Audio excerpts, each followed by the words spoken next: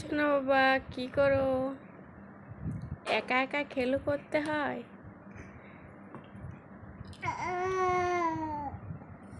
তুমি কথা বলতে পেরে গেছো?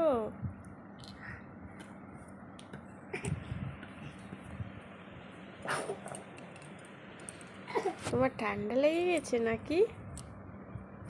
দেখো, দেখো, দেখো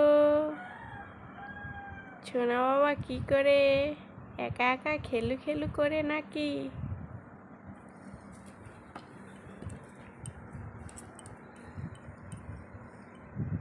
পাপা, সোনা পাপা,